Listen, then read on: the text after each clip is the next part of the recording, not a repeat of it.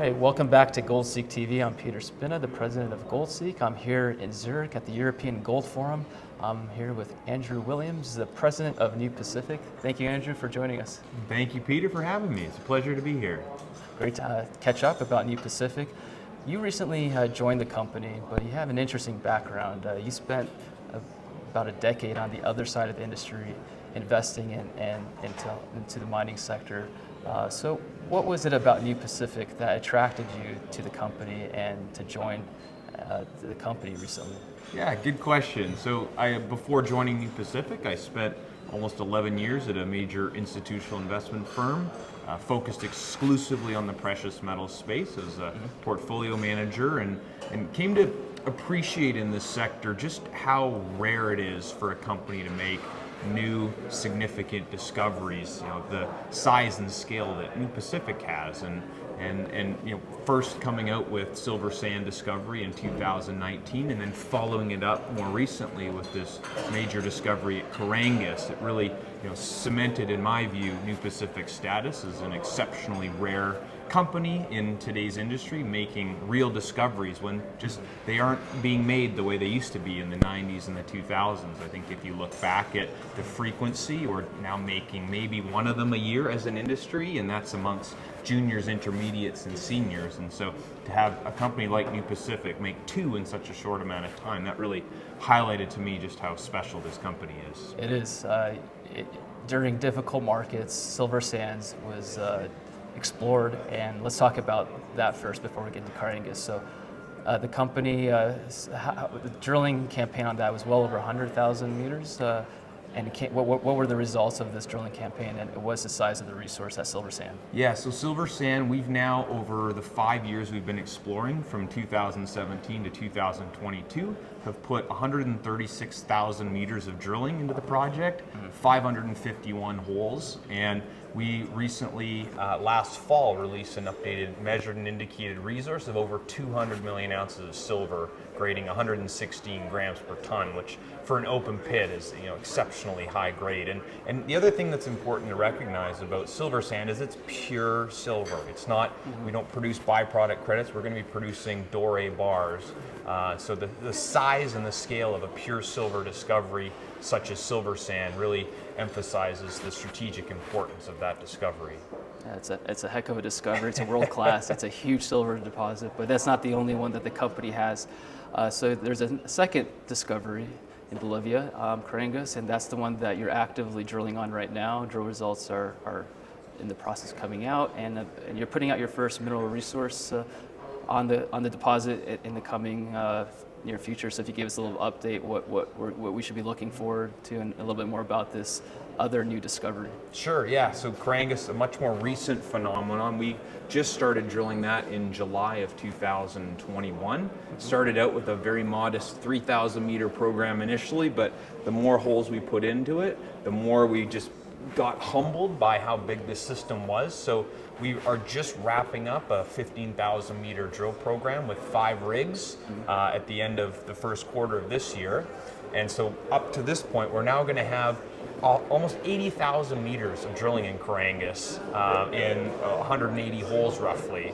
And so this has emerged very quickly. I think, talking to different investors at this conference, not many of them are really aware of the importance of Carangas. And so this is a really important year for us. Not only are we going to have news flow from that 15,000 meter program that we are just winding up, but we're also going to be, as you mentioned, releasing that inaugural resource estimate, which we believe will showcase the size and the scale of what we've discovered at Carangas and really firmly implanted on the radar screen of the industry, because we think it's been flying underneath the radar for some time now. It has. I was surprised to hear some of the updates on it in your presentation. So this is a silver deposit with a nice gold system that you're hitting now as well. So if you could tell us how this deposit is set up, and what is it that you're trying to target here? You have an upper level silver deposit and a gold deposit below. So yeah, it's very much a 2-for-1 kind of deposit.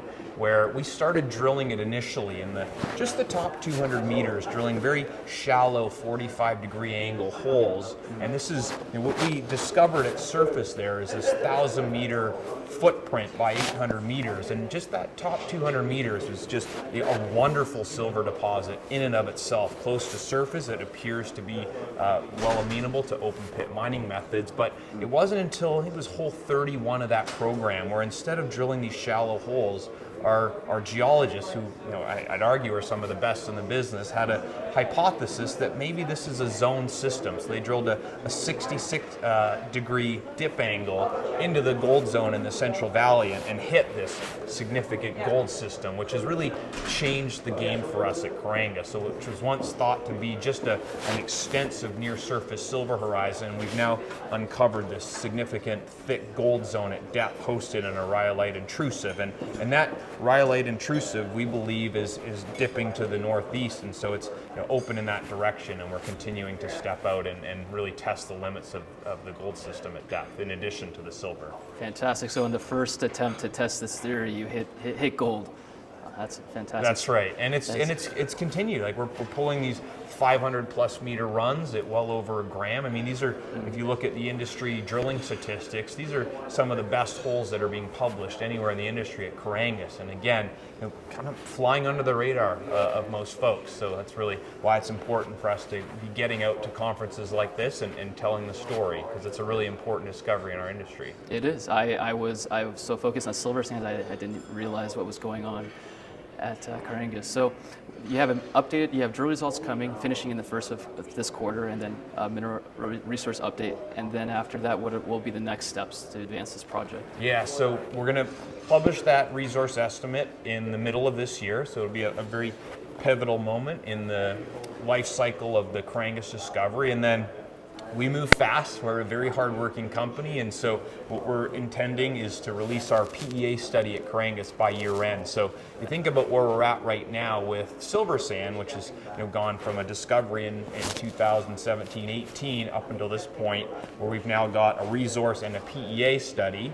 This time next year, we're going to be in that same position at Carangas. So look to see that PEA study to give us a first taste of what the economics look like, and I think it'll be an exciting back half of the year for Carangas, where we can put that resource to the mining engineers and really have them figure out exactly what the best way to mine this massive mineral system will be. Wow, that's great. So you have a lot of value drivers come into the company. The silver price is looking quite interesting now. The gold price is making a move, so we've got interest coming back into the sector. You have an interesting shareholder base. It looks like you have some very large investors, including Silver Corp. But you also have Pan American Silver as an investor. How did that come about, and what is their interest? Yeah, so Pan American and Silver Corp were really our two founding shareholders back in 2017 when the Silver Sand Project was acquired. I think they were the ones that took the bold move to put money into Bolivia when most folks just weren't operating in the country. It was very much considered a frontier jurisdiction at the time, and they've just had a tremendous win for both of them, being pre-discovery at Silver Sand, and they've remained very supportive and strong shareholders of the company. So it's something that we feel is a real strength of ours is our very strong shareholder base between Silver Corp and Pan American Silver, two very well known and highly respected industry players, as well as our CEO and founder, Dr. Rui Fang, owns also 7% of the company. So between the three of those sophisticated long-term individuals, we've got a very strong underpinning on our shareholder industry. That's fantastic. Bolivia has a rich silver history. In your presentation, you mentioned one of the historic 500-year-old or so silver mines there that's produced billions of ounces of silver. You can tell us a little bit more about that and the history of silver in Bolivia, because it is one of the top silver producing countries. I just don't think a lot of investors or people know about the history and what's happening in Bolivia. Yeah, it's fascinating. So I think Bolivia today is roughly the 6th or 8th largest silver producer globally. But we go back in time, 1545, so almost 500 years ago, the Cerro Rico de Potosi mine was discovered. And between what it has produced so far, roughly 1.5 billion, 2 billion ounces of silver, plus what's left in the ground today, it's roughly a 3 billion ounce silver endowment, which makes it one of the largest discoveries ever made in the history of the world. And it's just 30 kilometers away from our silver sand project. So I mean, this is really elephant country in Bolivia, and we're incredibly blessed to be exploring and on the forefront of a new movement in mineral exploration and development in the country. And you got into Bolivia kind of at an interesting time before things starting to kind of heat up and getting more interesting. So yeah, you have it seems like New Pacific, you have an early mover advantage in Bolivia and have been able to pick up these nice projects and develop them. What are you seeing now? Are you seeing more interest, and other companies are starting to take notice? I mean, even at this conference, we talk about discoveries.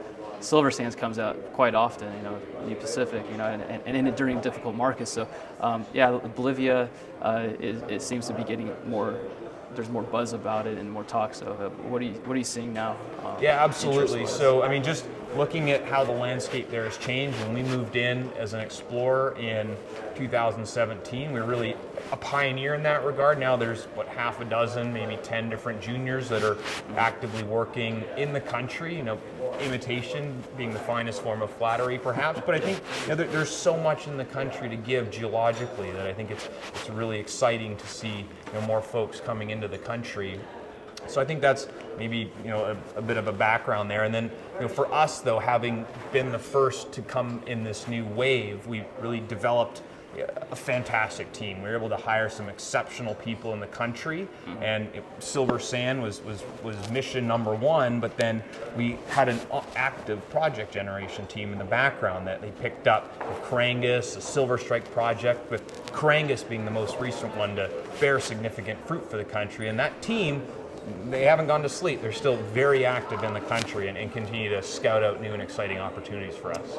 So you have a third project, Silver Strike. Is that something that you'll be looking at more after Carangas, looking to explore and develop? Absolutely. I mean, we did a small 5,000 meter drill program last year, and again, this is just Bolivia for us. We hit 200 meter runs at 1 gram right from surface, oxidized gold in 2 separate holes.